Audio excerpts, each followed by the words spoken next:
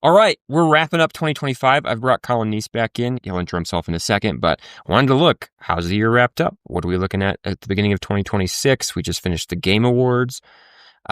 So yeah, a lot to cover and a big year to recap, I think, this year. So, Colin, do you want to introduce yourself? Yeah, Colan Neese, SVP of Gaming at Screen Engine, ASI, and BD and like product lead of mindGame Data, our behavioral based gaming tracker. So what's up, Ben? How you doing, man? It's going well. It's going well. We just wrapped out probably the last major things from a gaming perspective, game release perspective of 2025. I think the Game Awards was the last big one. We can start there. You said you didn't have too much on this, but like with a short version, winners, losers, anything like that, themes you noticed. Yeah, well, first off, shout out to Game Awards. I only started going post-COVID, and because I also lived back in LA, it was much easier for me to make it there. But I feel like this event's grown. It's gone from being a day event to a week event. So, it's like LA's GDC or E3, or I guess Summer Game Fest, Keely's other event. But to me, it's like this event gets everybody from around the world to come, and instead of everyone being across Los Angeles, which is kind of what I feel like SGF is. Everyone's like compacted at LA Live in that one block, so everybody is there. So it's cool. It's a good event, and like seeing it grow and all that sort of stuff. So it's cool stuff. In terms of this year, yeah, these virtual events are interesting. Like, and congrats to Clair Obscur. They definitely saw a bump after the award show. They swept the Yeah. awards basically. I think everyone kind of expected that. The narrative behind them was too strong, my opinion, and they swept the awards. So awesome to them. I like the game a lot. Not my personal game of the year. We can talk about that later, I'm sure. But like, really, really, really good game.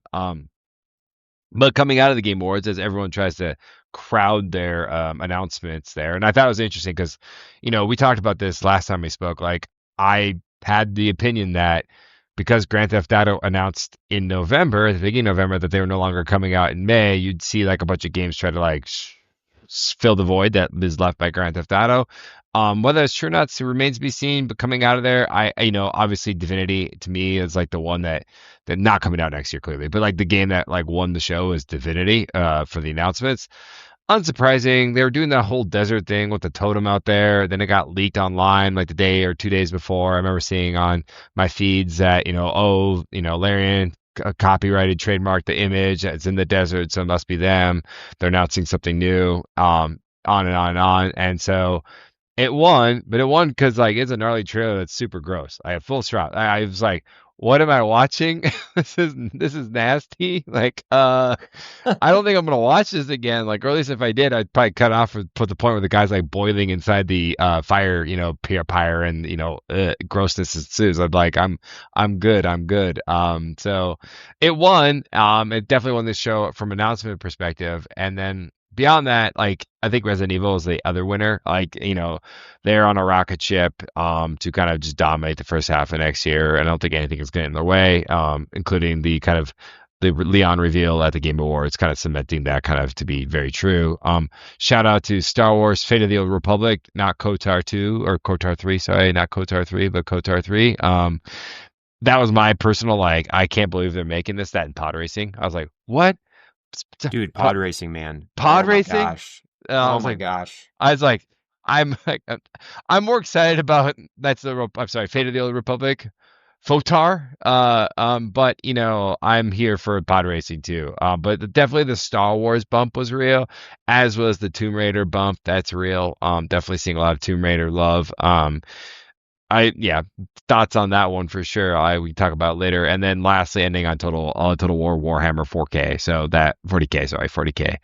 That one definitely breaking through. Those are the like ones that like really stood out to me. And then it's just a sea of stuff that really doesn't break through. I'm not listening to everyone per se, but I would say the majority of stuff that has a trailer or an announcement or a reveal at the Game Awards doesn't break through. And that's just inherently the Yeah. issue with these award shows and virtual events in general. It's like we tell people in my game, you have to be first, last, or you have to do something unique and wild. Those are three kind of like variables you're operating under. So if you're first, which is the biggest performing games, we're all first. Like the pre-show had the biggest awareness spike because dealing with less competition. And as these things continue on, you're like competing against every announcement that came before you is the best way to look at it. So not only are you're fighting for audience in the moment, but you have to then outdo Divinity, which you didn't know was there, and you're probably not going to outdo Divinity, right? So that's like an interesting paradigm. Or you go last, where people remember the last thing they see, like, like presentation wise, you think about, make your first 5 slides matter, make your last slide matter, everything else in between. You got to sustain a conversation, but it's kind of noise, right? That was supposedly supposed to be high guard, but that just fell on its face. Like, I'm not saying anything that the internet's already saying. Data shows that game is going to struggle and struggle hard. So unless they do something, I would say the Game Awards was not a good moment for that game. And they went last. Got it. When is their release? Do they? I don't know if they announced the release. Okay. I'd have to look that up. I don't know if they announced the release date, so I don't want to go digging in our data set and distract. But like I'll say, at some point in the future, but they have a lot of work to do. But also, do we need another hero shooter? Like, mindGame, we operate under the idea of power laws, or I coin it as oligopolies of attention. Like, every market can have a gold, silver, bronze winner, and if you're not really thinking you're gonna take one of the 3 spots, and specifically that 3rd place bronze, then like you're not gonna win out, especially with a live service game like that. And so the hero shooter market pretty crowded at the top with Overwatch and Marvel Rivals, and then Apex kind of floating at the bottom, or the right behind them. And so, are you going to take any of those out? Never say never, but really, really hard. Which is why pivoting to another subgenre is usually the right move in shooters. See our creators and and that tactical shooter, or that genre. The Extraction, yeah. Thank you. I was dying there. No worries. Extraction shooter. No worries. Extraction shooter genre. Exactly right. So. Yeah, they're going to be challenged. They're going to be challenged just by market economics and kind of and dynamics alone. But I don't think the Game Awards really helped them. And the fact that the internet's just saying "not my thing" is not a good thing, right? And overshadowed by, the stuff out of China, Wuthering Waves, where winds meet, and that kind of narrative around like that sort of stuff, I think over-eclipsed it. I'm just looking at we have a dashboard where we look at the data by minute throughout the Game Awards, and it's just clear at the end of the show, it just became a Zenless Zone Zero conversation, and stuff like that. So, that's the Game Awards. Winners win. Oh, and an interesting thought, and one more thing, like why you don't want to be last at the Game Awards. Maybe other events it's less consequential, but the Game Awards is challenging. You don't want to compete with the Game of the Year, because you inherently know that they're going to take the conversation away, for better or worse, right? They're going to hand the trophy off, and immediately thereafter, everyone's going to be zeroed in on who won Game of the Year. Even if it was completely expected, as it was with Clair Obscur, still, it just kind of sucks the oxygen out of the room. So it's very, very hard to break through that. And I would say that would probably be another challenge with being last at the Game Awards versus first. Right. Yeah, everybody's just in a completely different headspace right then, doing a different internet search, basically. Exactly right. Yeah. Exactly right. But like, is the bump meaningful coming out of the Game Awards? Yeah, it can be. Like, I think Resident Evil, like in our data set, just shot up into a whole other level. It was already like by far the biggest game of the first half of next year after GTA6 moved out, and now it's like, I would say it's an S tier game. It's destined to sell 10 million plus copies. I mean, it's kind of my read right now.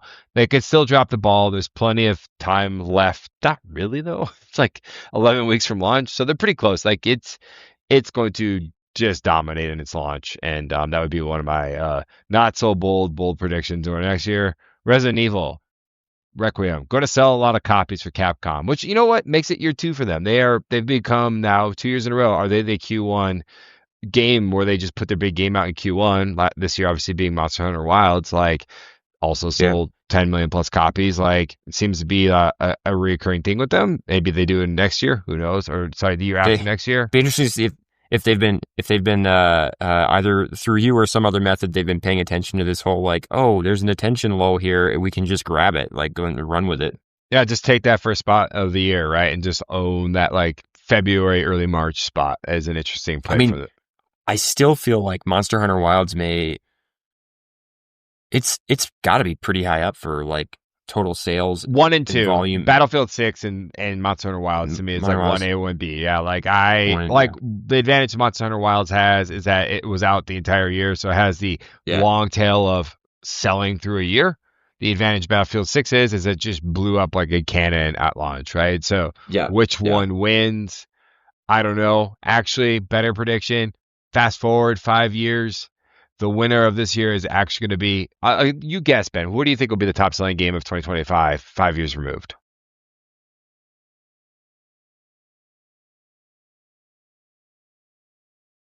It's funny. My mind went to Silk Song, but that's totally wrong. I would from a like who's gonna buy it later? I'd probably say Monster Hunter Wilds. Ooh, right answer, in my opinion, will be Mario Kart World.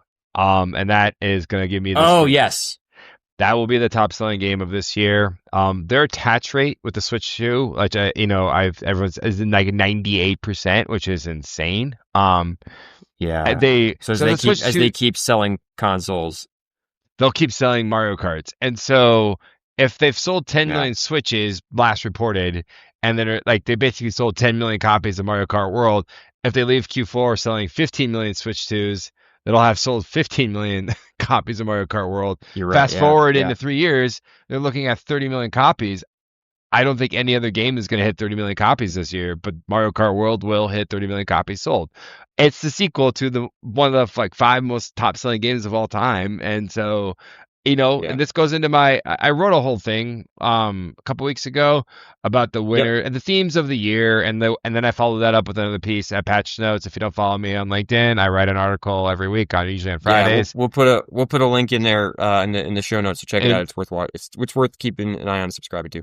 And like anyone who does writing stuff for a living, you inevitably fall in the trap of we have to look back at the year and to pontificate the themes and then call it winners and losers and that sort of thing. And so one of my themes and my winner of this year, and I'm sorry for all you anti-Nintendo people, but is Nintendo.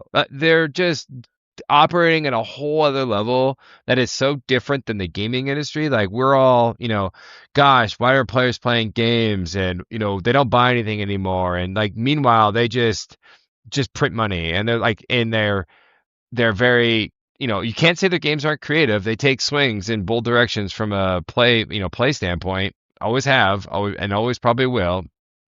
They are the best at IP. I don't think anyone's a close second to them on the IP side of things. And I coined it, and they're basically Apple at this point, and I call it the Applification of Nintendo. When they came out with the Switch 2, and all that was effectively a hardware upgrade.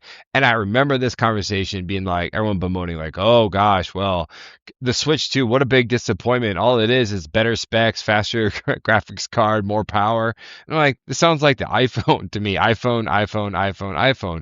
It's just a better version of the form factor they know that works, right? And they released it, and now it's the fastest selling new console of all time as it just climbs the charts in units sold. It's like, well, they've become Apple. And like not only is that from a hardware perspective, but it's also from a software perspective because the value of a Switch and a Nintendo piece of hardware is the closed loop ecosystem that they create. Like they build software that is specific to maximize the value out of the devices they sell you. And it's not just games, like it's not just generic games. It's like core IP. You like Mario, we'll make the Mario that maximizes utility of your Switch. You like Mario Kart, we will maximize the Mario Kart, on and on. They have all these franchises that exist underneath that. So it's like a software hardware kind of loop. And part of well, I'll save the look forward at the end. And the other thing that kind of separates them is toward the winner of this year. So yeah, they sold a bunch of hardware, and their software matches their hardware sales. Here, game of the year. You're the company of the year. You'll have the number one game in 3 years coming out of the year. That's why you're the company of the year. But the other thing that they do that's so different than everybody else, actually, you probably know because there are companies that aspire and or do some of this. Riot, a really good example.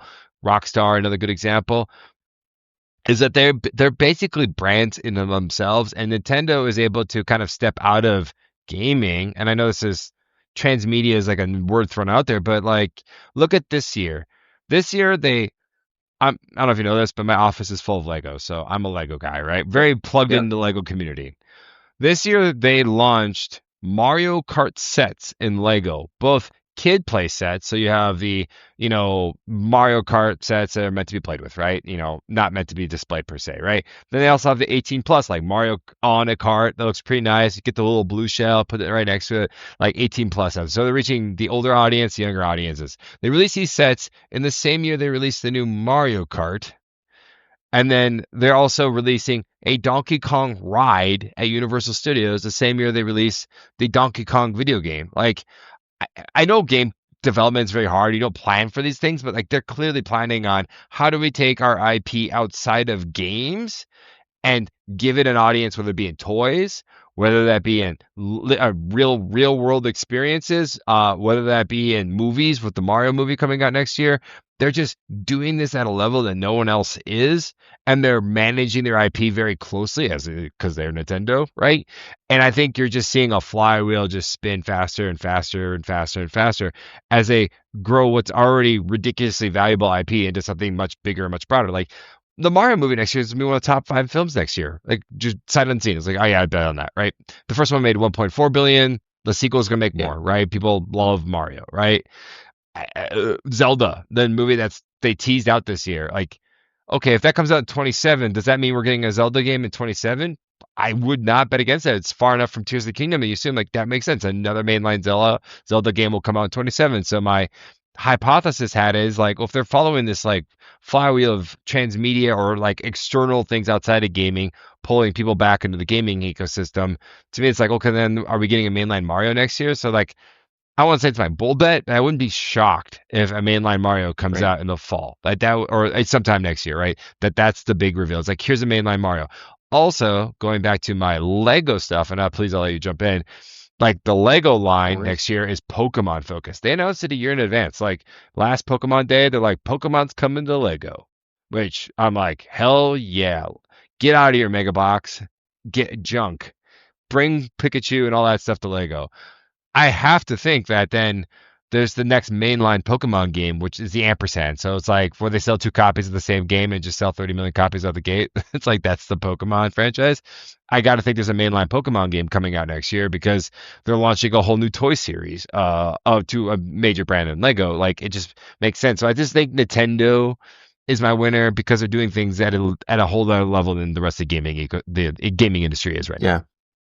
Yeah, no, I mean, I think the idea of them being the IP winners. I mean, there's a lot of like reasonably well-known IPs across gaming, but the number of just perpetual winners they have, there was always I was a Nintendo 64 person, and there was always like a game on PlayStation that was like, oh, that looks like their version of like a Donkey Kong game or their version of a Mario game.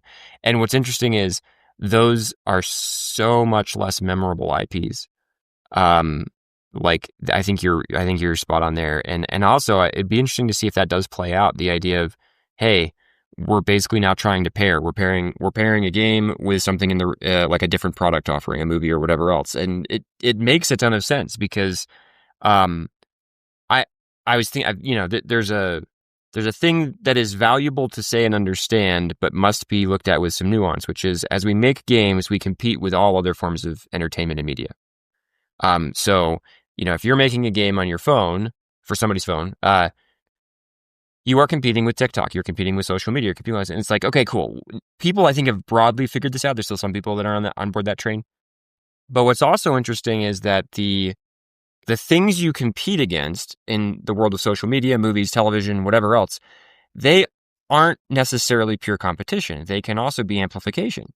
And I think your whole model is to sort of look at this and say, oh yeah, you can look at TikTok as the enemy or like a competitor. And in some ways that's right, because it's trying to take attention that you're also trying to grab. And there's a finite amount of human attention. Yeah. But the reality is, you were talking about Supercell, and I've seen different takes on it, but there's at least some people that go like, one of the reasons Clash Royale blew up is because it started showing up in platforms again, like social media platforms.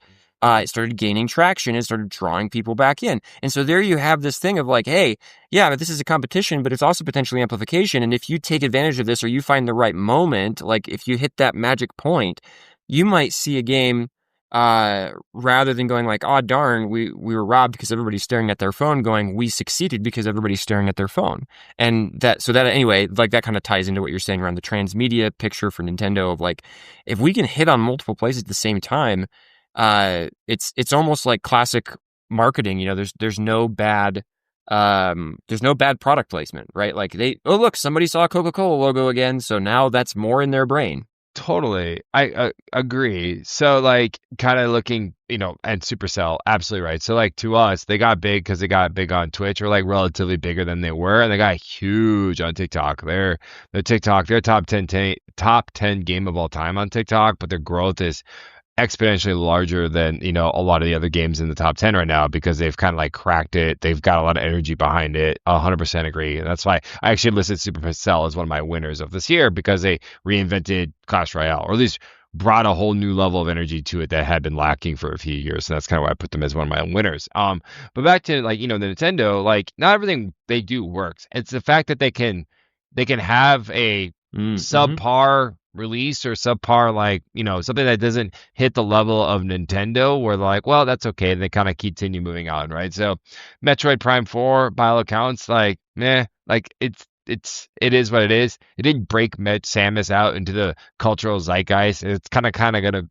come and go, right? It'll do probably fine. It'll probably do around 5-7 million sales lifetime at some point, right? But it's not like it's not Nintendo's own standard of like everything we put out there sells like 15 plus million copies eventually, right? It's not at that level, Mm-hmm. right? So, but you know what? It doesn't matter because I'll just kind of continue the train just keeps moving for Nintendo. And the next thing up for Samus is like probably inevitably a movie or an animated show or something where they'll try again to kind of take these B-list characters and elevate them into the A-list. Like I don't think Donkey Kong's an A-list character, but he's definitely above the crop of B-list characters because he was in the Mario movie, voiced by Seth Rogen, because he had his own game, because he's now integrated in the theme park. Like they're doing a good job of pushing these characters. And so the Donkey Kong Bonanza game will inevitably sell 15 million copies, which is the floor for most Nintendo A-list franchises, but very high ceiling for the B-list ones. So they don't usually hit that like threshold. They're kind of sub 10, which most gaming companies are like, that sounds great. Can we have those numbers? And I was Yeah. like, that's just fine for us guys, but it is what it is, right? Yeah. So like Donkey Kong is like, kind of like creeping up there in his importance to the Nintendo franchise, but they have so many other characters to pull and choose from. It's not just Pokemon, it's not just Mario, it's not just Zelda. Those are the three that that people come to mind. They also have like Animal Crossing. It, like there's Yeah. so many Huge just following. Huge yeah, following. huge following, different kind of audience for sure, but a huge following. I have a casual gamer on my team. It's like, oh, I'm more of a casual gamer and I own a Switch 2. What should I play? I'm like Animal Crossing. Should I get Stardew Valley or Animal Crossing? I'm like, you don't Switch, get Animal Crossing. Go get Animal Crossing. I mean, play Stardew Valley too, great game, but like go get Animal Sure. Crossing New Yeah. Horizon, right? And play the game that everyone was playing in COVID. And design your little house, right? And all that sort of stuff, right? So yeah, Yeah. Nintendo, the winner, and like look ahead. I think they'll win across other forms of media, if not outright in games again next year. Hats off to them. But there are other kind of winners this year. I think the other one that like is the most obvious is like I think EA is a winner. I mean, will Battlefield 6 be the biggest selling game this year? I think it's 1A, 1B with that, and Monster Hunter Wilds. Just depends. Like Monster Hunter Wilds has the Yeah. whole I think calendar I think year. it'll I think it'll beat I think it'll have a shorter tail, but I think it'll beat Monster Hunter Wilds by end of year if it hasn't Yeah, already. Because I mean, it's just I saw some numbers, some speculations of numbers, and I was like, dude, this thing outperformed. I think what a lot of people expected. They did, and part of that was because Call of Duty was pretty soft this year, and so people just leaned more into Battlefield 6. Yeah, yeah. I think I have not seen the hard sales numbers, and it's not what we do at mindGame per se, but we think we correlate to that sort of stuff. I would say, yeah, it trounced Call of Duty. It's something we had called out once the machines started going for Call of Duty. We had this presumption that they would fix themselves because they always do, and then this year they just did it, and they had their worst performing year in our records going back to 2019. Like it performed worse than Vanguard, right? And that's shocking. And they came out with the press release. It's like, we're not going to make back-to-back games anymore, or like Black Ops games or Modern Warfare games. We're going to take a yeah, break, which to me is like, are they throwing the white flag in there? Whatever they waving the white flag or whatever, like because they don't want to go yeah, against GTA 6 next year. I think setting the table for that, like where they don't release a COD next year, but we'll see because they also have to keep the Microsoft machine going on Game Pass because otherwise people just cancel if there's no new COD at that premium tier. So I don't know if they can get yeah, off the wheel now, but separate conversation. Battlefield finally vanquished their foe, Call of Duty. It only took forever. They finally did it. They finally did it. And it's also the year they exited and the market, they get to go private. People have mixed feelings about that. That's fine. But if you're an EA stockholder or employee, at least on the on the exit price, you're like, well, that's great. Like, my job might be a bit of a question. So shout out. I feel bad for that. That's fair question of the private equity side of the EA acquisition, but they exit the market For sure. at a premium price point. They were always going to sell. EA has been trying to sell itself out of the public market for years. So the fact they finally did on a year that they had a really good year, they had, It Takes Two, right? Was that or a Split Fiction? Split Fiction. Split Fiction. Split Fiction. It came out the first half of the year, solid release, solid performer. Going into the summer where they had their Madden college football combo, and then they land on FIFA, which does fairly well, even if it's a EAFC, slightly declining asset, and then they end with Battlefield 6. Like, great year by any stretch, from a publisher. Yeah, like, great year. EA is interesting because I think they were for a long time the publisher everybody loved to hate, but honestly, as I keep watching them, I mean, I've even seen some of their internal cultural numbers and they've gone up in terms of just engagement with their own devs. But like, you look at some of the games that they're producing, it's like, dude, they're, you can complain about this or that or the other, and you can talk about troubles and AAA and like all this different stuff, but they're consistent.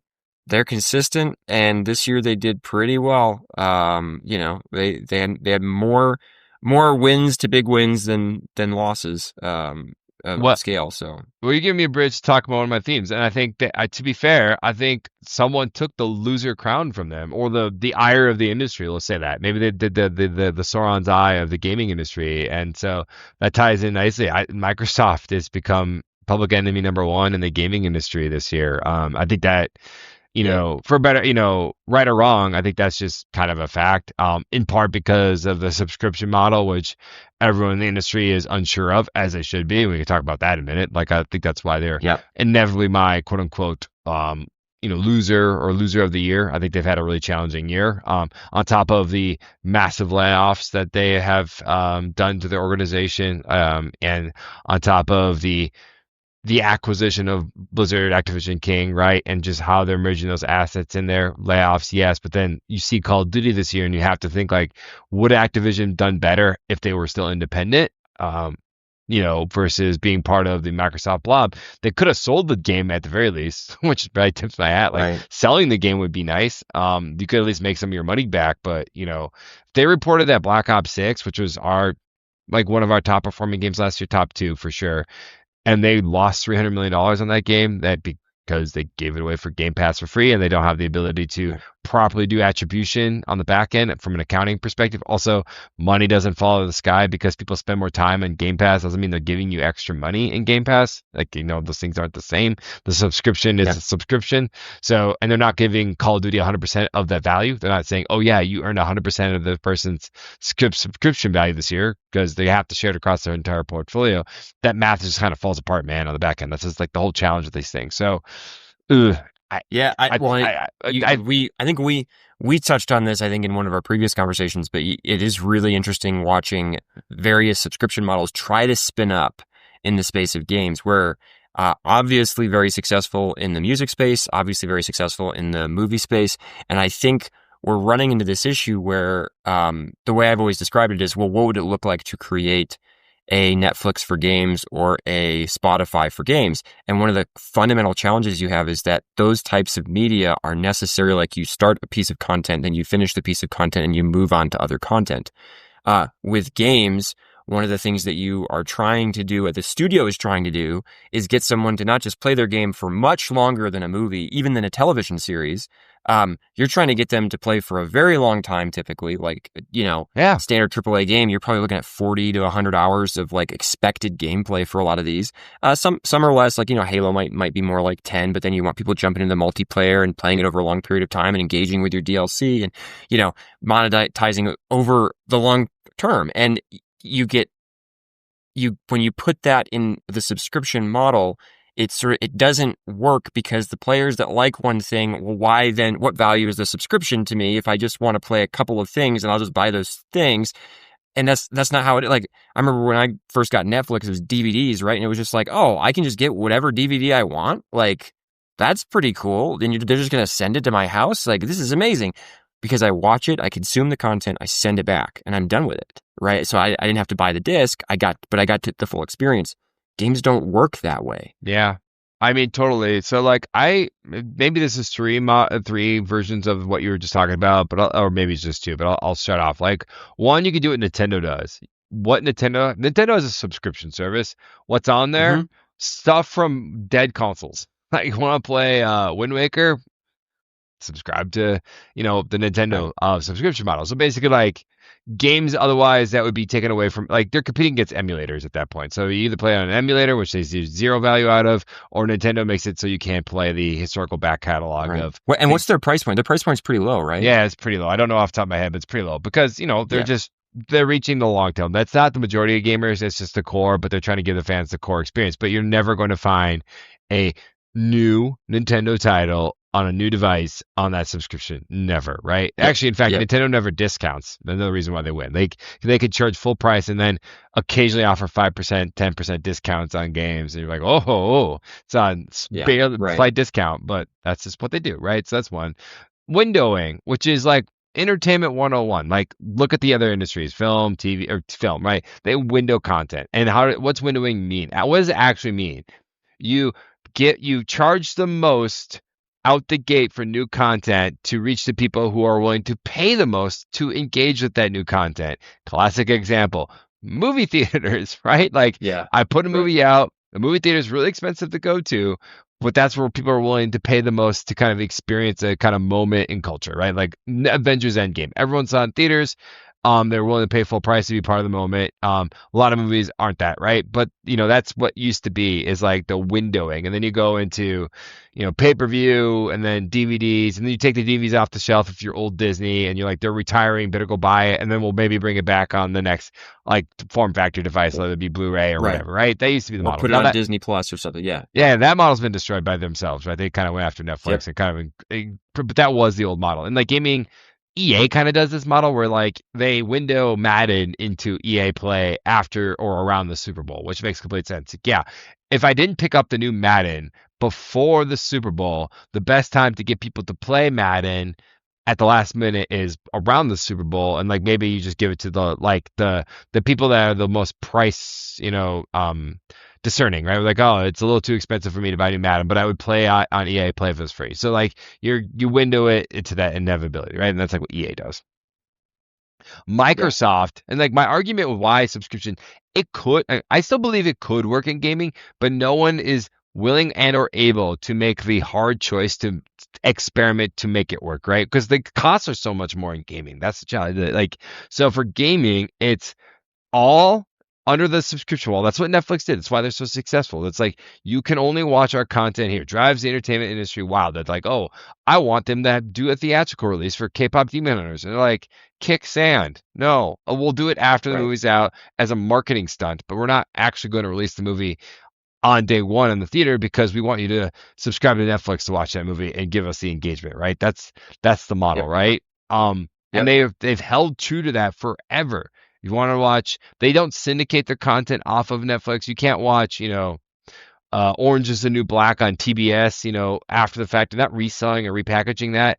It's just on Netflix. Now, maybe they're leaving money on the table. It doesn't matter. Like Arcane. They're not putting Arcane on other platforms. Arcane's on Netflix. It will only be on Netflix. If you want to rewatch Arcane, come back to Netflix, right? So they're very stringent on that model.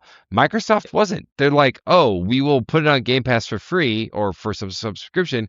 Meanwhile, we'll also try to sell it. And so you're trying to do this, like I call it, having your cake and eating it too. And you're creating two goals, and you're creating two motivating factors that are in conflict with each other, which is why I think this whole thing falls apart. Like, so if you're selling a game, inevitably your P&L is gonna be like, you need to have revenue. The revenue comes from you selling the game. That's where you get the most revenue. But on the other hand, they're going to give it away for free. So not 0% of people are going to go sample your game over here underneath the subscription. But the accounting side's like, no, no, no, revenue. Where's the actual hard revenue? Now, if the whole organization ran under a subscription, it'd be much easier to kind of go to the back and say, okay, well, we have a pile of money that is from people that subscribe, and we have time spent here. That's the only way these games can exist. So we'll just map them on top of each other. But because you're expected to sell the game on PlayStation while also having it free on your own like subscription model, it's like madness. Like it'll never work. It'll never work. Now, Right. to be fair to Microsoft, and for those at Microsoft, you got this far, and like of course the Microsoft haters are gonna come at me. I'll be fair. You're probably in that position because the regulators put you there after the Activision Blizzard King acquisition. After you acquired ABK, they probably forced you to some sort of agreement. And anyone who knows this to be true, reach out to me on LinkedIn. I'm always curious on this stuff. That's probably what happened. Like you have to make it available on everything. You can't make it unique to yourself. So they're kind of in this. Well, we bought this ABK company with the intention of making it only on Game Pass, but now we can't. So we're in this two worlds like dichotomy, and they're going to have to be there for probably however long, like 10 years or whatever, right? But I just think they're not. You can't win in that world, and this bleeds into like decisions on marketing, which I would say Microsoft not the best marketing company with games, but like inevitably it's in part because of this thing. So I would say the thing that affected COD most this year, like my opinion, was that when it was revealed at Summer Game Fest, it did not get the half-hour slot after the Xbox showcase. That went to Outer Worlds 2. I think that was a colossal mistake for both games. I don't think Outer Worlds 2 had the audience they think it did, especially if it's on Game Pass. And that should go to Call of Duty every year because that's your biggest game. You cannot miss on Call of Duty. There's too much money on the table for Call of Duty to miss, right? So, Right. I think but I don't want to blame marketers because I think it's downwind from larger incentive structures built into these companies based on how they're trying to monetize or kind of grow or show value or whatever that might be, right? I think it's interesting too because I've wondered about this for a long time. If I were to operate a game company inside of a subscription service space, so let's say like, I'm a studio inside of Netflix and we're doing exclusive games for only people that subscribe to Netflix. Do I change how I think about game development? And there's an obvious answer, which is like, well, even if I can't right now articulate exactly how, the answer's got to be yes, right? I've got to be thinking about who my audience is in a different way, how I hook them, what it means to have a successful game. All this stuff changes because that's the other thing you see is just the vastly different player investment strategies between when I buy a game for $60+ versus, oh, I got this for free via, Xbox Game Pass, whatever else, right? Yeah. Like again, for free. But that's the thing. I don't feel like I've invested in this. And I think that was also, one of the early signs that something was like, oh, this isn't good was when they upped their premium Game Pass price. I can't remember what it's called, but their premium Game Pass price, when that went to like $30 a month, just like, dude, you're asking for $360 a year. And for most people, this is about like a couple of games and a lot of dabbling. Yeah, a lot of dabbling. A lot of dabbling. And by the way, you're going to cause those big games that you wanted to be like really big winners. You're going to cause a lot of these people who are dabblers to dabble in your big games instead of really engaging with them and making a ton of content around it and like driving in that space. It's different. It's a different engagement pattern. It has, yeah. But you're right. But like this has always been true in gaming. Like I think when mobile gaming started growing, do you think like the quote unquote like timeout casino was a thing, or was it a thing because mobile showed it could be a thing where like they realized, oh gosh, I'm on my phone. I farmed my farm, but now it's telling me I have to come back an hour. Can I just pay to bypass the kind of created timeout, basically a artificial timeout that's been put in front of me so I can keep playing the game? The answer is like, well, yeah, sure, pay us some money, right? And now game development kind of moves in a direction where they overly monetize users based on this like model. But like you're right though. But if the subscription became a thing, like it did for film and TV, I recall reading, so I can't quote exactly where, but like Netflix executives look at TV programming and go, is the show at the end bumpering correctly into the next episode? So you have that like binge model where like you don't stop watching, you basically have it so it always ends on a cliffhanger, like, oh my God, what's gonna happen next? And then inevitably you just consume the next piece of content. Like that. It reminds me of when I was a kid, Power Rangers. Like Power Rangers it was like the half of the last episode that was the end of the last episode, and then the beginning of the next episode, and then they just cut it in the middle. And it was like in its own way brilliant because, as a kid, you're like, oh man, oh right, okay, we concluded the last, but half the time I didn't watch it enough. So I just come in for like, and I start watching and be like, wait, what's going on? Because it's just the conclusion of the previous episode. And then that just like keeps chaining all the way down. And you look at that and you go, man, that's like, I don't know. Some people, what's a word? Like that's bad. We don't like that. That's grimy. That's slimy, whatever. It's like, yeah, but it works, man. Like, it works. If subscription gaming ever became a thing, I'm sure games would be optimized probably front heavy. If you think of it as a dabble Yep. model, then you probably put like most people don't play beyond the first, 10%, 50% of the game anyways. So you probably see a lot more investment in that first part of the game more than even so now, and less so at the end. So, gosh, I would say this is actually an interesting bridge. Like my game of the year was not Clair Obscur. It'd probably be my second game of the year, in part because I felt that the third act was very non-existent. Like you end the second act, you're like, Mm. man, satisfying. What's up next? No spoilers, but like literally a dotted line to the last boss. Like, oh, that's it? And like, oh, you got all this optional stuff here, but you just go right to the last boss. Like, well, why don't we just do that? Like, why is this even 3 acts? It's not act. This is just a line to the last boss. But that first act was outstanding. So I'm not saying they optimized towards subscriptions. To me, I was joke with my friends like that's the point where you realize they ran out of money. Like, we gotta ship this Yep. game now. Like That's that's a it. run out. That's what I always think as a dev.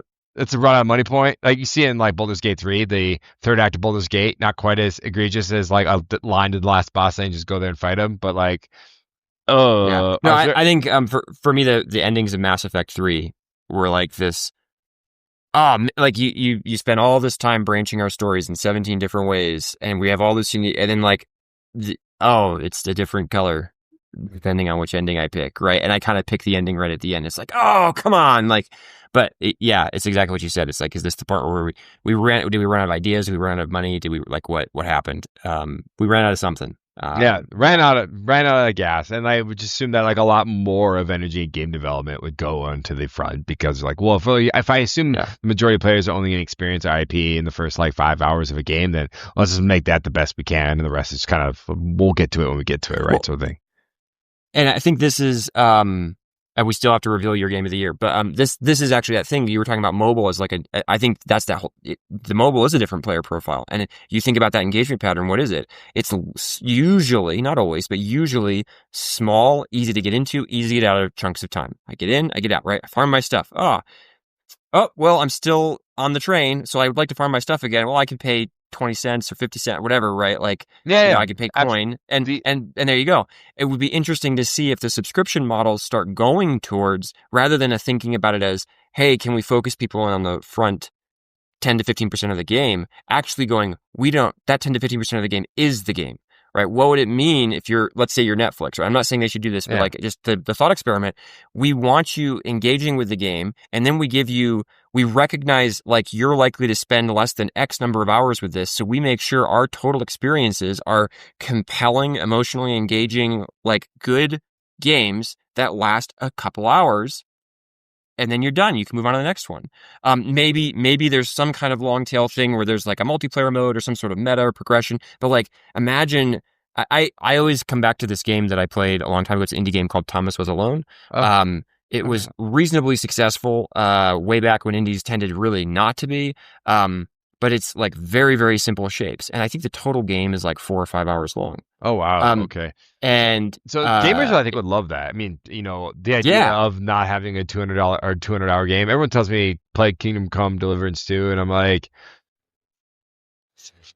you're like, I got kids, man. I got kids. It's like, I can't. I gotta pick my shots, and I don't want to get frustrated blacksmithing some, some swords, and I'm like breaking it, and I spent like 10 minutes on it. Like, I don't have time for that, right?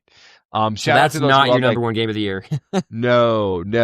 But shout out. So I actually, I think Netflix will be able to prove out this model. So a lot of the industry talk or at the Game Awards, and like, has been around like, oh, Netflix, they're buying WB, but like, what's it mean for the WB games? And it became, they valued it at $0. How insulting to us as an industry. To me, I'm like, great. So it's all upside. I've been kind of commenting that Netflix, among other big tech companies, have been rudderless in the gaming industry. Why? Because they just don't succeed at games because they don't know what goes into making good games, basically, is like the broad thesis. Amazon kind of throwing the towel. Unfortunately, a lot of people there were like cut, but like threw in the towel, basically. Stadia obviously threw in the towel years ago. Netflix, I think, was on its way to throwing in the towel, but now they have an opportunity, which is they one of my winners by happenstance. Like, I don't think they tried to, but they're buying WB Games. And I think there could be, in my opinion, there's not a better match to each other than WB Games, Rocksteady, TT, these games that are known for taking IP from other mediums and making them into games. So you have the Batman games, you have the Harry Potter games, you have the Lego games, which is franchises in themselves, Star Wars, Indiana Jones, Harry Potter. Like, they're known for taking IP and turning it into playable games. Then you have a company who has IP that doesn't know how to make games with their own IP. See Squid Game, see K-pop Demon Hunters. Like, they haven't tried that one yet, so to be fair. But like, they have been challenged, Stranger Things. And so the first game, if this deal closes in 5 years and it's not in Paramount's hands, and assuming all the things that Netflix wins, the first game I got to assume is going to be like, well, green light, this is Netflix already makes Stranger Things sets. Like, I have them right over here. Bring proof to the audience. I got little Stranger Things guys here, Lego set. There you go. They have a new one coming out in January, so they still make models. And there's TT, the people that make the Lego games. Like, obviously, a Stranger Things Lego game would be the like first easiest thing green light if they're not already making it. But like, make Stranger Things the video game, right? And you put it behind the sub wall and see what happens. Like, would kids play or people play Stranger Things the Lego game? Probably. Like, and that's a game that could be streamed without a disc, without latency, because Lego's games, latency is not an issue. Like, the whole thing with cloud gaming, their challenge is that you can't put a shooter game in the cloud and expect people to play it because latency is such a big issue. And like, unless the matchmaking technology was so insane, there were so many players where you could literally have people in the same neighborhood being matched together, but that's just not realistic. You need to be paired with that person in Bulgaria because there might only be 10,000 people on the server at the time. So net is you're getting paired with someone across the world, and the magic of technology that ends up working out. But like, the magic of what's wrong with streaming games is you can't actually make that work out. That's like my dumbed down reasoning of like why it is like an impossibility. But for single player kid games like Lego Stranger Things, probably work just fine. You could actually prove it out. And so that's an interesting opportunity for Netflix. And I'm like, oh yeah, you can actually see if the model works. Because I don't think they'd try to sell the game. They have no interest in selling the games. They'd probably just be like, yeah, we'll put it behind our wall. Yes. We'll see if it works. And then they're buying a game company that's known for single player games, except for Mortal Kombat, like off the top of my mind. Like, it's all mostly single player games. So it'd be interesting to see if it works. And I would hope that they, with the opportunity, they actually see it through and experiment in a way that Microsoft is unable to. Yeah. Okay, your game of the year. Dispatch. That's it. It's a game I didn't see coming. We do a lot to predict things, or quote unquote, like see the trends coming as they come. Dispatch was at the Game Awards last year. Dispatch was like a nothing burger in our tracking up until after its launch. It was actually the week after its launch it started blowing up, and that just like shows to all those in gaming. Like, I tell people, like, you could data science basically and build models, and you could be really good at it, but like, ultimately there is still surprises that could happen in the industry. And like, to me, Dispatch was a surprise in that I'm not a narrative player. I'm indifferent to those games. I never was seeked it out. I actually got bullied into playing a game. It's like, Colin, you gotta play this game. Colin, you gotta play this game. It's like, really? I know Telltale, no offense. I know the Walking Dead games. I'm like, yeah, I'm okay. And I played it, I'm like, this is really good because the story is so compelling and it's such a good story. So that makes it my game of the year, to me. And so, but it's also a game that we didn't necessarily see coming. So there's like a little bit of magic there, but what a great game. And if you're just to break down the game, is dispatching heroes in some sort of like matchmaking puzzle where like, oh, who'd be the best two heroes to pair together, go over here and save a cat out of a tree? Is that the best compelling gameplay? No, but like, what draws you back in and to play it through is just the story, and it's like the choices. It's so interesting, and like just a really well crafted game. So shout out to Dispatch. That was my game of the year. I think narrative games are some of the hardest to predict. And to be fair to Clair Obscur, I think it actually, like, narrative was a huge reason behind its success. Yeah. In addition to the gameplay, it was just that compelling, like, first 10 minutes and stuff like that. But a narrative it's hard to predict because you don't know, is this going to resonate? And even if people are like, yeah, that's a good story, does that mean it's going to be, a story that they're going to tell their friends about, that they're going to want to keep knowing more about? Or they're just going to be like, oh, okay, I'll go look at the summary on Wiki and we'll call it good. Like, I've definitely done that with various games in the series where I'm just like, I don't want to finish this now. I'm bored, but I want to know what happens. And so I'll just go look up the end and call it good. Time. Totally. But it became a compelling watch for people who didn't want to play the game. They consumed it on social, Twitch, right? It became a moment when the new episodes drop. It's like so interesting to say, oh, weekly, we're going to come out with episodes weekly. We'll come out batches. And so people would tune in to see what happens in the game, right? It's interesting to me in terms of how it got marketed. And like once I saw the credits start rolling at the beginning of the game, I was like, oh, I should have known. Critical Role people are behind this game. When I was at Twitch, nobody could galvanize the community better than the Critical Role people. That channel made more money in subs than any other channel on Twitch, and it wasn't even close. I hope I'm okay saying that now, but I'm 5 years removed from working there. They dominated subs. They just have such a passionate community that they sell, like, in a good way. They give the community what they want, and so they help support the game. With Matt Mercer voicing one of the characters, like, oh, okay, yeah, that makes sense that this game is going to be a hit. Much like their Amazon animated shows, like The Mighty Nine, which is a great show, just hit it too, right? So they're really good at activating their community. So that's, I think, a piece of it. I think, with the narrative stuff, like, I think people want stories, right? Like, I like to see a compelling story. Could be in the form of a 20-hour or 40-hour RPG and like, Clair Obscur. It could be in the form of a choose your own adventure, basically quasi choose your own adventure on rails game like Dispatch. But like the thing that kind of is a through line is just like good stories, compelling characters, like not people, interactive medium people, like people want to feel invested in what they're playing, right? And then a good way to get people invested in what they're playing is to make the characters in the story resonate with them in some form or fashion, right? Also, I think both have killer soundtracks in different ways. Like, I think I'm putting pause on the Clair Obscur soundtrack because I think the Game Awards beat that in my head. Where I'm like, I'm good. I don't need it for a beat. But like the Dispatch one, like it's on my Spotify playlist now. It's a good soundtrack, man. So it's like, yeah, good job. Like, kind of activating on different forms of medium. So yeah, to me, back to my Dispatch Game of the Year.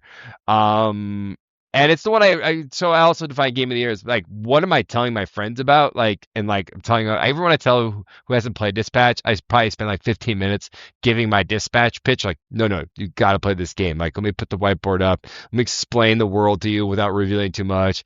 Give you the elevator pitch, my elevator pitch is like, it's like The Boys, slightly less cynical, not bloody, as bloody, with the Tick. It has like the Tick, like superheroes living in office, like benign, like humor. It's like this mashup of these things, right? Like kind of that vibe. And I'm like, that's what they're going for. I think they nailed it. So I give this whole like spiel about it. But like, if I'm going to talk about this game obsessively to everyone I talk to, it's like, you haven't played this game, I'm gonna give you my pitch and why you should play it. Then it's my Game of the Year.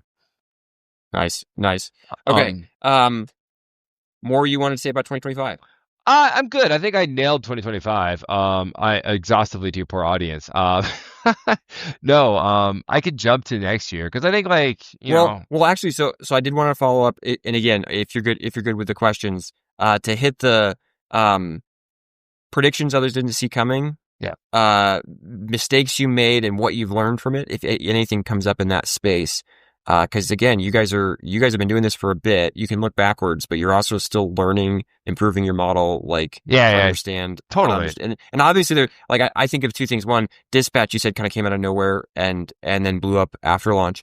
I think another one that you called out earlier in the year was like Elder Scrolls Oblivion, because nobody knew it was coming, and then suddenly it was out, and boom, you have this like huge spike of attention towards the game where there's no way you could give us like a negative 15. Because nobody knew. So anyway, like what do you, what were the learnings? What were the places you were like, I'd take that one back, or this one was like, note how right that one was, anything like that? The one is more personal, not toward my company. This is me as an analyst. I was very more bearish on Silksong's upside than I should have been, and I did this whole piece about like breaking down like why did I personally miss, like personally, in that my partner Brian be like, we nailed this game, what are you talking about? I'm like, well, I personally missed it because I was like using the same framing as like a game has, a normal launch cycle that's at least 20 weeks long, so we can like operate on a normal framing and how we look at the game and like what the trajectory was. But Silksong literally had like a 3-week, almost not quite a shadow drop, but not quite a full like lengthy release either. It was like 4 or 3 weeks. They went from Gamescom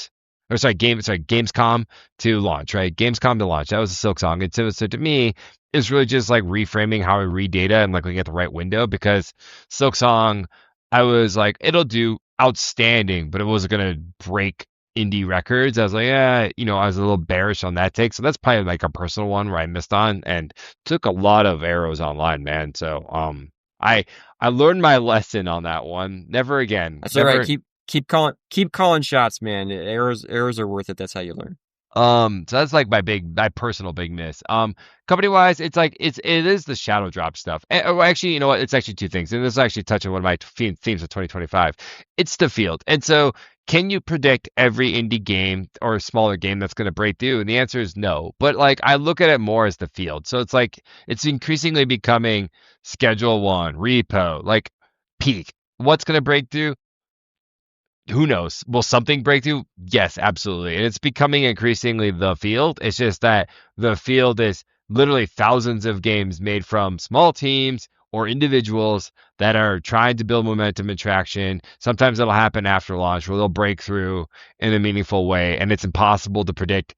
Not impossible. It's challenging to predict any individual one to being like the next like 3 to 5 million plus seller game. But like as the field, you kind of take the field. So that'd be like kind of a theme of the year. And I think you described it as like in most of the years past, AAA versus the field, you just assume AAA is simply because they got to winning. spend them into oblivion, right? They could just buy out everything. But in a world where discovery is kind of everywhere, the field has so much more opportunity, and the AAA side is kind of traffic jammed with each other, and they're kind of they're kind of at the whims of the field, right? Because there's so much more. It's like if if if in a given year there's 100 indie games coming out, then shots on goal are pretty minimal relative to the amount of money AAA can kind of spend to quote unquote block them out. I don't say that's what they do, but that's effectively what happens, right? Now you're dealing with tens of thousands of smaller games taking shots on goal, and what then, right? Eventually some are going to break through, right? That's probably the best framing. It's like the field overwhelmingly is like a tide that's going to kind of crescendo on the kind of AAA. That and like the, very touchy subject in gaming, but the East, the cost structures over there are so wildly different than they are in the West. Whether you outsource to the East for development or you are in the East and you develop in the East, like the cost advantages they have over there, are just crazy different than what they are in the West, broadly speaking, US, Canada, parts of Europe, Western Europe especially, like just different cost structures over there. So it's much more expensive than it is over there. And again, if they could pump out 4 games for every one game, then eventually they're going to overwhelm you with volume, which is kind of what I would say is going to probably happen. These are like more forward forecasting too. I think the field is going to become increasingly a theme into 26. As I do the kind of rise of the East. I think you're going to see more Eastern games garner more attention share as they kind of continue to kind of pump out content. Anata is a good example. Looks like that game is going to be a hit whenever it gets released by NetEase. Will it be a hit in US? Maybe.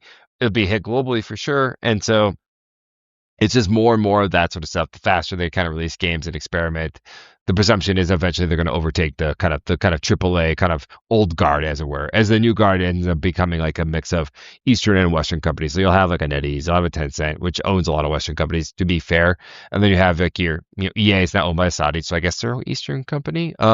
Take-Two Interactive, et cetera, et cetera, et cetera. Right? So yeah. Yeah. And so looking ahead, and so one more. So what did I get right? Shout out to us. We got Clair Obscur right. We were like, yeah, it's gonna be a hit. It was a hit and won a game of the year. So that to me is my feather of the cap of the year. We saw that at Summer Game Fest 24. So we were on that way earlier than anyone had any reason to be on that game early. And we saw it kind of release. And to go to the other Kelper interactive game that was a huge success this year, Rematch, man. I saw some numbers on sales that they were one of the top 20 games this year. We nailed that one too. We're like, yeah, they won by just owning TikTok and trick shots and maximizing the attention and interest there through their betas, and they just rode that into launch, both on Game Pass and to be bought. And I think they are also winners. So Kelper Interactive and their catalog this year, great. But like things we saw coming, absolutely, as like one thing for sure.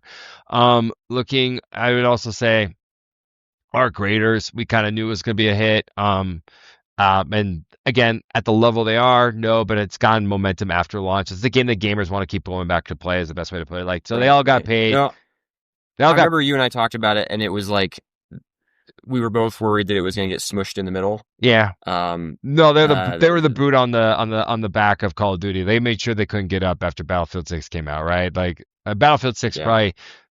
I know there's a lot of drama between all these companies, but like maybe sort of like a secret box of roses off to the Arc team, because it's like you kept COD down because the COD streamers all went back to play Arc Raiders after their money paid activations were over. We saw this in our data. They all went back to our creators now. And these went back to our Yep. creators. Yeah. A bunch of them are still playing it too. Oh, Yeah. yep. Yeah, I know. It made Shroud popular again. I was like, well, Shroud, good for him, Yeah. among others, right? So that is something we definitely saw coming to. I'd be a big shout out. And then in Monster Hunter Wild at the beginning of the year, like this game is gonna be a monster. It's the same graph I'm looking at right now for Resident Evil. It's like I remember looking at this graph last year at this exact same time, and it was Monster Hunter Wild at the top and everything else below. And this year it's Resident Evil Requiem at the top and everything substantially below. So I think Capcom's gonna have another big year next year. But they also had a big year this year, and it's something we saw last year. So that'd be my other kind of big win. Going back. I do want to spend a second looking at 2026 a little bit, at least in the first half. Yes. Let's do it. Some shout outs. Forward. Take us forward. Some shout outs. 007 First Light, gonna be a hit. How big? TBD, but that game has the number 2 game, distant second game behind Resident Evil Requiem, but definitely the number 2 game in the first half of next year so far. They still have a lot of time between that and launch, so good luck to IO Interactive, but they haven't missed a beat in terms of just winning a little bit of attention. The curve is a nice curve in our system where they're just kind of growing slowly. It looks like Uncharted meets Hitman. And I think people are yearning for a single player adventure game. It's the one that's on the map that's going to be a hit. So I'm a bit bullish on that game. I don't have a marathon take yet because our data's not updated. So I'm going to put a pin in that because I instinctively want to be like, is marathon going to come back? Unsure. Saros, Saros, it's trending ahead of its what was his Returnal, right? It's trending ahead of Returnal. So if that game looks like it'll be a nice hit, I'm not saying it's gonna be massive, but I think it'll be a nice like double or single for Sony Interactive relative to its predecessor. So cool, awesome for that. And I think Lego Batman is gonna be a hit next year too. So just looking at data right now, Lego Batman, I think that's gonna ride a wave of nostalgia into hitdom, right? It's coming out in the May slot now, I believe. Let me double check that. Right now, yeah, it's coming out the end of May, so I think it'll hit that like early summer curve with the kids, and so I think that'll be a hit. And we're excited to see what other marketing they do, but yeah, that'll be the other one. Any thoughts on the second half of 2026? Grand Theft Auto. Besides Grand GTA Theft Auto. 6, yeah. Grand Theft Auto. Okay. Like, I mean, nothing's been announced yet. Let me pull back my calendar a bit and just take a peek and see what's going on for 2026. I'm going to do one thing in my system right now, so bear with me for a moment. I'm just going to go negative 120. I'm going to say GTA, and then I'm going to presume Wolverine. I'm going to presume Deadlock, if that actually sees the light of day. That's another one, right? So, yeah, to me, it's very much those are the games that stick out to me. Like, who knows about Deadlock, right? But off the cuff, I would say I assume Wolverine's coming out. And or Marvel Fighting Token, or whatever the Sony Interactive title is.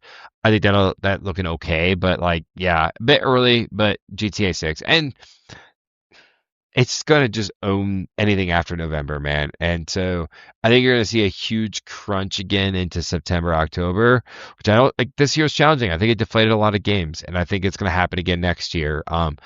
And so maybe people will start to experiment with more early summer or late summer releases, like late July. July, I think, is a month that could have been co-owned. Like, it was basically Battlefield 6 and Donkey Kong, a beta. Like, a lot of people played that beta. So the fact that gamers don't play games is nonsense. They play games, they played a beta, and a lot of people play Donkey Kong. So I think July is a month. Will more games go into August? A month that's kind of Madden and like, and a bunch of other stuff, but like maybe, because I just don't know if you can really fit all the catalog of the year into 2 months. And then some hypothesizing, like I said at the, to go back to, would I be shocked if a mainline Pokemon game comes out next fall? No, not at all. It'll come out in October at some point, and it gives zero hoots about Grand Theft Auto 6. Like, as Nintendo should. They're different games, different audiences. They won't bat an eye to really seeing something around Grand Theft Auto 6. So that'd be my guess, although I don't know. And then a new Mario, maybe, right? We'll see. But like, wouldn't surprise me if to line up with a movie. Yeah, it just makes sense. It's been a while since Odyssey. I mean, it's even been a while since Wonder. So are we gonna get a 3D open sandbox world-ish Mario? Maybe, maybe not. But will they come out with like a midline Mario, like a 2D 3D game, like Mario Brothers Wonder? Maybe, like that. That could be very true too. Just something to align with the movie and everything else. Will it be Mario Galaxy 3? Like, probably not, but you never know, right? So I think a Mario title to promote the Switch makes a lot of sense, because it's not going to be a Zelda title. It's too soon from Tears. Like, there's no way they're going to release a Zelda title this quick. That'd be crazy, right? So I just assume it's another Mario title. Cool. And then Smash. We all want Smash. New Smash. Oh, yeah. New Smash, Yeah. right? Let's have that. Let's have that. Okay. So let's see. We You, covered do you think Game Half-Life of the 3 will Year. come out? Do you think the Half-Life 3? I gotta ask the question. Do you think Half-Life 3 is a thing? Do you think that's a? Do you think with the Do I think GameCube? someone's working on it? Do you think Valve will release Half-Life 3 with the Steam Cube? Because that's the rumor mill I've been In just 2026? yeah. Do I think so? No, I don't think so. But I don't watch this stuff super closely. One of the issues Half-Life 3 has is one of the same issues that Grand Theft Auto has now. And has had to some extent, but like GTA 5 really, it was such an extended an impressive cultural moment. You have the problem of following it up. Um, Half-Life and Half-Life 2 were just unbelievable games, innovative, like amazing from a ton of different angles. That question for me is always like, it's weird. I almost view Portal A Portal 3 as, yeah, like, or Portal, like Portal the game as the spiritual successor to Half-Life. yeah, but also a Portal 3, because I almost think that that's something more feasible. There's this problem you have with Half-Life 3 where you're trying to innovate and redefine, but that space is so much more full than like, what was it, like 2004 when Half-Life 2 came out? Yeah. It was like a long time ago. Hmm. And they had a lot of space. And by the way, having played all the way through Half-Life 2, I've got my issues with the, what did I describe it as? I can't remember, but just sort of that, like, every time you got close to an objective, they just moved the objective further away. And that annoyed me the whole way, but I also played through the whole like campaign, and that end bit where you've got the special gun and you're like shooting the blades and pulling the gravity balls and like doing all that cool stuff. Dude, nothing else was like that at the time. And for me, I just wonder, are they waiting till they feel like they have something like that Yeah. Maybe. before they go for Half-Life 3? Because I think they should. But that's like, is anybody even trying? Do they have a team working on it? Like, I'm guessing they probably have some amount of time and thought going towards it, almost just for the meme's sake. But anyway, a very long answer to what was probably a somewhat troll question. But I don't. I'd be excited to see it. I don't expect it. That's a I guess fair that's how I thing. say it. I concur. I don't know what the upside for Valve is when their model is to sell forever games and sell skins like in CSGO, right? So what's the upside to Valve when that game is inherently not a forever game? I don't know. Right. Seems like all downside. Yeah. I mean, it seems like Alex, the intention of that was to get more people into the Steam VR space, right? Like we're gonna make an actually genuinely good VR game, and they succeeded at that. But even there, did you really drive everybody into the VR space? Not really. Like VR still has not, like AR generally has not seen AR, VR, XR stuff. It's not there. It's not there. So yeah. But I tend to agree that it's more likely that a Portal 3 would happen. That actually makes a lot of sense because I could see where Portal becomes a forever thing, and like you're like, oh, it's a puzzle game basically, right? So I could see where that actually makes a lot of sense, and you could build on that and monetize it and have it be the third thing in Steam that's always there, like growing like a huge portion of the audience. That makes sense. I say that because I think Grand Theft Auto 6. I asked the question because it's a popular question, but also I think Grand Theft Auto 6 is going to sell a gajillion copies, and I think one of the lessons likely to come out of that is, oh gosh, people really do want these sequels to beloved, like really known IP. So will there be like a bit of a race to see the new Elder Scrolls get finished? That's the only reason I asked the question is like, I read the interview. It's interesting. And I get the expectations to the sequel to Skyrim are so astronomically high that it's kind of got to be a perfect game. So, perfection be the enemy of good, but like if it's not perfect or at least close to perfect, then the downside is definitely there. So I understand the kind of being frozen by just the paralysis of the situation, right? For lack of a better word for it. So that one, but like other games I look at, I'm like, well, then same thing with StarCraft 3. Where's StarCraft 3? It'll never come out, like never, right? I think the problem with StarCraft 3 is that genre. I'm going to say this and then it's going to come back in some way, but that genre got eaten by a combination of the mobile RTSs. Yeah. and MOBAs Mhm. and tower defense games. Yeah. That basically, in my opinion, like it ate the player need. That used to be filled by things like Command and Conquer and Age of Empires and StarCraft and like these. And so I don't see StarCraft 3. The next Elder Scrolls game is like, that's sort of that. So again, it falls in that same space. But the thing with Valve that's interesting is they don't have to move.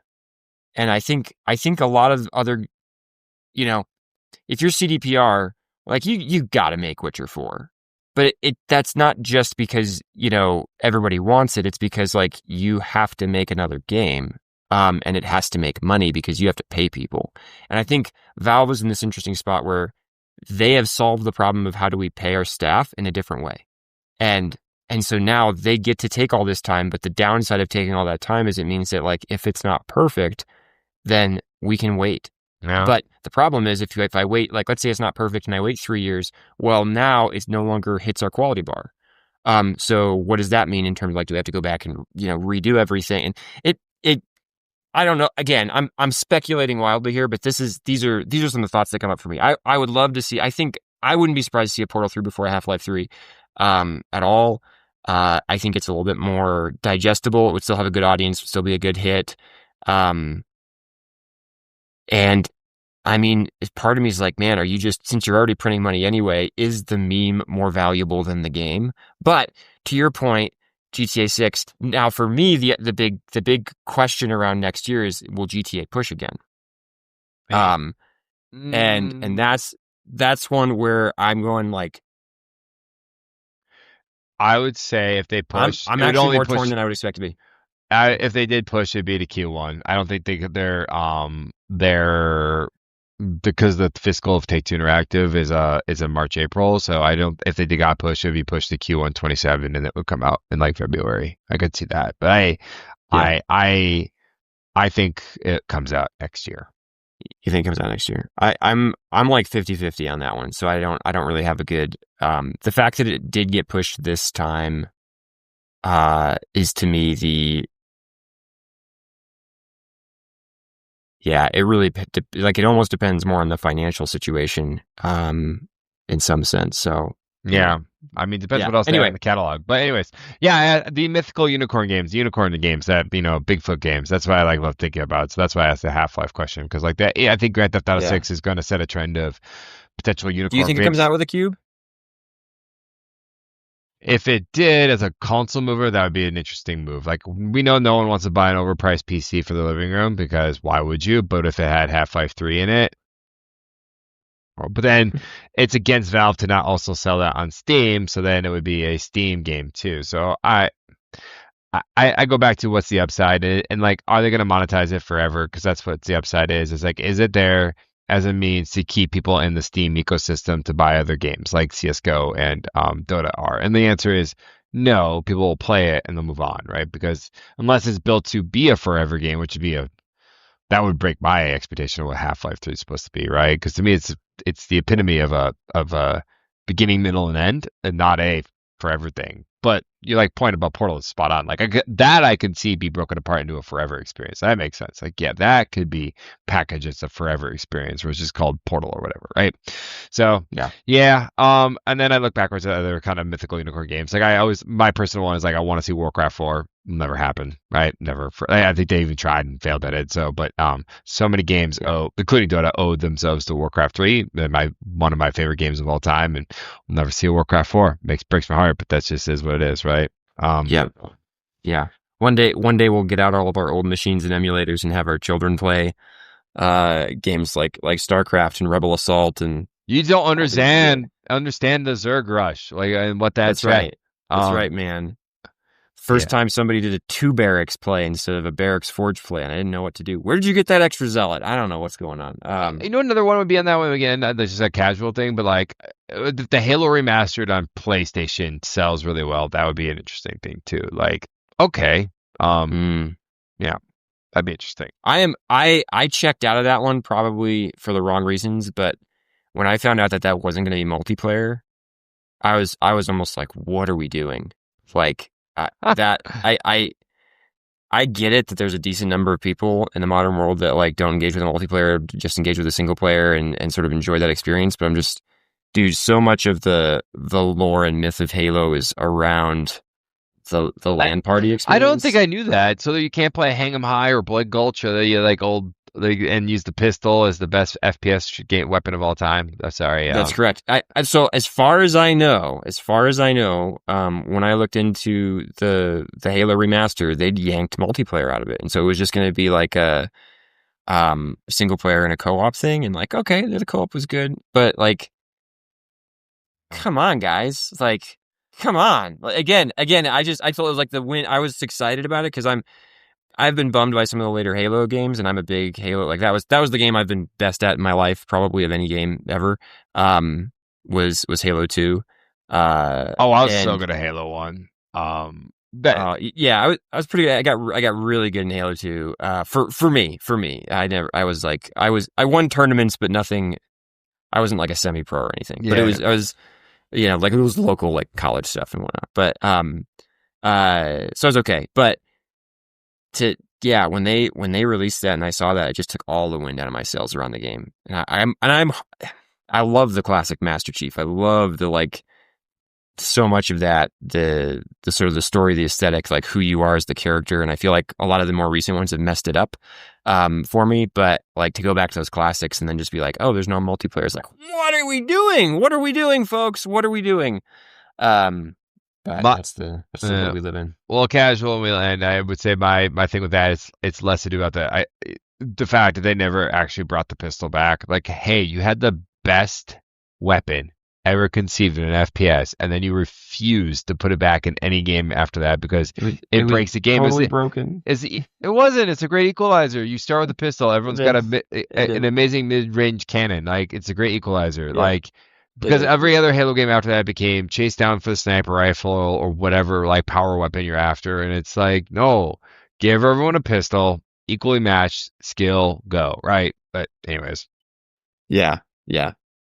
All right. I think we're good on our side. Anything else you want to say about close of 2025 into 2026? Nah, I talked a lot. Shout out, happy holidays, everyone. No, but I think I got everything off my chest, man. Cool. Well, Merry Christmas. I hope to do this again with you as we roll into 2026. Always appreciate these, sir. Keep doing what you're doing. And folks, if you're out there, check out patch notes, check out mindGame data, subscribe, like all those things. Yeah. Appreciate you. Thank you.